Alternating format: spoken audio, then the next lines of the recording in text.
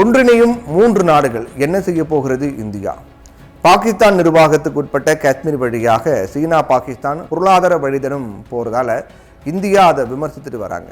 சீனாவுடைய belt and road முன்முயற்சி திட்டத்தின் ஒரு பகுதி தான் சீனா பாகிஸ்தான் பொருளாதார வழித்தடமாக இருக்கு அப்படிங்கிறதால இந்தியாவும் அதை எதிர்க்கிறாங்க. அப்போ இப்படி இருக்கக்கூடிய ஒரு சூழல் சீனாவுக்கு இயற்கையாகவே இந்தியா ஒரு முரண்பாடு கொண்ட ஒரு நாடாக இந்த மாதிரி பிரச்சனைகளால் மாறுகிறது. பாகிஸ்தான் ஒரு பக்கம் முரண்பட்டு இருக்கக்கூடிய நாடாக இருக்கின்றது. இப்போ தாலிபான் பொறுத்த வரைக்கும் இந்தியா இன்னும் தாலிபான் அரசாங்கத்தை அங்கீகரிக்கல.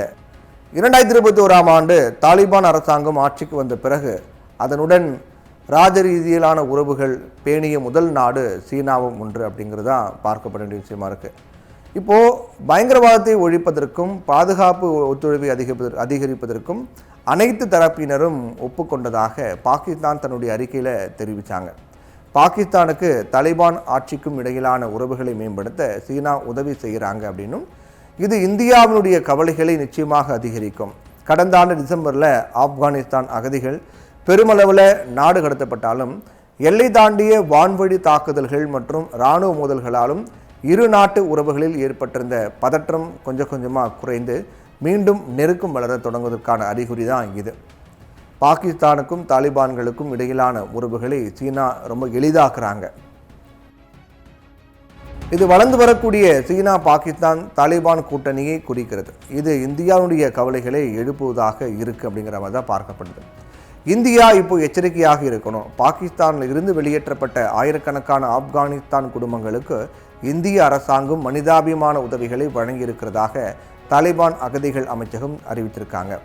தெற்காசியாவில் மாறி வரக்கூடிய சமன்பாடுகளுக்கு மத்தியில் தாலிபானும் பாகிஸ்தானும் நெருங்கி வர முடியுமா அப்படிங்கிற கேள்விக்கு பாகிஸ்தானும் தாலிபானும் நெருங்கி வரலை. இது எல்லாமே சீனாவினுடைய தலைமையின் கீழ் நடக்கிறது.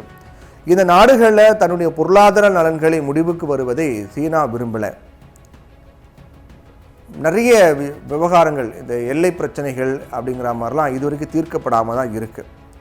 அதே போல் பஷ்டூன் தேசியவாதம் என்பது ஆப்கானிஸ்தான் மற்றும் பாகிஸ்தானில் வாழ்ந்து வரக்கூடிய பஷ்டூன் இனத்தினர் தங்களுடைய தனித்துவமான இன அடையாளத்தை முன்னிறுத்தி போராடக்கூடிய ஒரு அரசியல் இயக்கம் தான் அவங்க.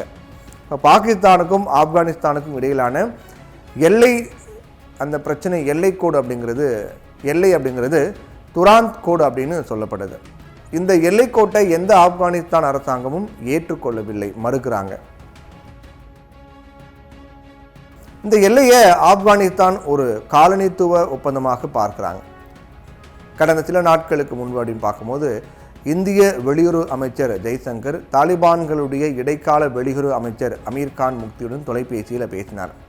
ஆகஸ்ட் 2021 தாலிபான்கள் ஆட்சி கைப்பற்றிய பிறகு இந்தியா மற்றும் ஆப்கானிஸ்தான் இடையே நடைபெற்ற முதல் உயர்மட்ட அரசியல் உரையாடலாக இது பார்க்கப்படுது. மே 6 மற்றும் 7ஆம் தேதி அன்னைக்கு இரவு தொடங்கிய இந்தியா பாகிஸ்தான் மோதலுக்கு பிறகு இந்த உரையாடல் நடந்திருக்கிறது மிக முக்கியமாக பார்க்க வேண்டியிருக்கு. வெளியுறவு செயலாளர் விக்ரம் மிஸ்ரி மற்றும் அமீர்கான் முத்தகி ஆகியோர் இந்த ஆண்டு தொடக்கத்தில் துபாயில் சந்தித்தாங்க அப்படின்னு சொல்லப்படுது. இது இந்தியாவுக்கும் ஆப்கானிஸ்தானுக்கும் இடையிலான உறவுகளை வலுப்படுத்தும் முயற்சியாக பார்க்கப்பட்டது. 20 ஆண்டு கால ஜனநாயக ஆட்சியின் போது இந்தியா ஆப்கானிஸ்தானில் பெருமளவு முதலீடு பண்ணாங்க. அந்த காலத்தில் பல ஆப்கானிய மாணவர்களுக்கு உதவித்தொகை வழங்கப்பட்டது. ஆப்கானிஸ்தான் இராணுவ அதிகாரிகளும் பயிற்சிக்காக இந்தியா வந்தாங்க. ஆப்கானிஸ்தானில் புதிய நாடாளுமன்ற கட்டிடமும் இந்தியாவால் கட்டப்பட்டது. ஆனால் தாலிபான்கள் மீண்டும் ஆட்சிக்கு வந்த பிறகு நிலைமை மாறியது. இதற்கு பிறகு இந்தியாவுடைய பிராந்திய போட்டியாளர்களான பாகிஸ்தான் மற்றும் சீனா அங்கு தங்கள் செல்வாக்கை அதிகரிக்க ஒரு வழியை கண்டுபிடிச்சாங்க. இந்த காலகட்டத்தில் இந்தியாவுக்கும் ஆப்கானிஸ்தானுக்கும் இடையிலான தொடர்பு ராஜரீதிய உறவிலான இந்த மட்டத்தில் இருந்தது.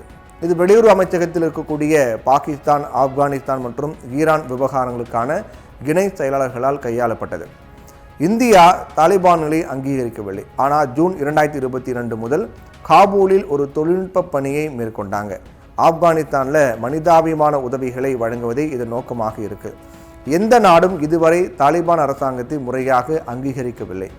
ஆனால் சுமார் 40 நாடுகள் ஆப்கானிஸ்தானுடன் ஏதோ ஒரு வகையான ராஜ்ய ரீதியிலான அல்லது முறைசாரா உறவுகளை பாதுகாத்துட்டு மெயின்டைன் பண்ணிட்டு வராங்க.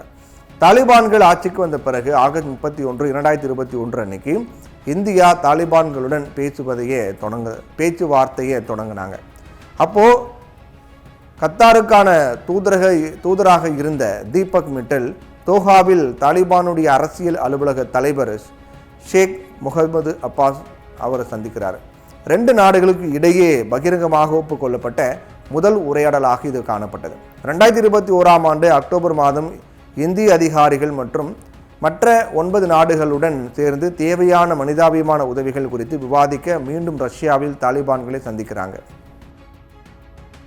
கோவிட் தொற்று நோய் காலகட்டத்தின் போது கூட ஆப்கானிஸ்தானுக்கு உதவிய இந்தியா 5 லட்சம் கோவிட் தடுப்பூசிகளை அனுப்பினாங்க.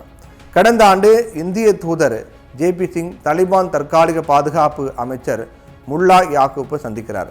பேச்சுவார்த்தையின் போது ஈரானின் சபாஹர் துறைமுகம் வழியாக இந்தியாவுடனான வர்த்தகத்தை அதிகரிக்க இந்தியா ஆப்கானிஸ்தானுக்கு ஒரு வாய்ப்பை முன்மொழிந்தாங்க. பாகிஸ்தானின் கராச்சி மற்றும் குவாதர் துறைமுகங்களை தவிர்த்து ஈரான் மற்றும் மத்திய ஆசியாவுடன் வர்த்தகம் செய்ய முடியும் அப்படிங்கிறதுக்காக ஈரானில் சபாஹர் துறைமுகத்தை இந்தியா கட்டி வராங்க. சீனா ஆப்கானிஸ்தானில் ஒரு பெரிய பங்கு வகிக்கிறாங்க, அங்கு பெரிய முதலீடுகளை கொண்டிருக்காங்க. அதனால் இந்தியா எச்சரிக்கையாக இருக்க வேண்டும் அப்படின்னு சொல்லப்படுது. இந்த பிராந்தியத்தில் இந்தியாவை விட சீனா பெரிய பங்கு வகிக்கிறாங்க அப்படிங்கிறது தாலிபான்கள் அறிவாங்க. அதனால் தாலிபான்கள் சமநிலையை பேணி வராங்க அப்படின்னு சொல்ல முடியாது. அப்போ அவங்க சீனாவுக்கு முக்கியத்துவம் கொடுக்கறதுன வாய்ப்பு அதிகமாக இருக்குது. ஒரு பக்கம் தாலிபான்களுடன் பேச்சுவார்த்தையை தொடர்ந்து நடத்தி கொண்டிருக்கக்கூடிய இந்தியா மறுபுறம் அவங்களுக்கு மனிதாபிமான உதவிகளையும் வழங்கி வராங்க. அப்போது பாகிஸ்தான், ஆப்கானிஸ்தான், சீனா இந்த 3 நாடுகளும் ஒன்றிணையக்கூடிய ஒரு சூழல் இருக்கிறது. சீனா தலைமையின் கீழ் இந்த நாடுகள் இணைகிறாங்க. இந்த நாடுகள் எல்லாமே இந்தியாவுடைய அண்டை நாடுகள் அப்படிங்கிறதால இந்தியாவுக்கு எச்சரிக்கை தேவை.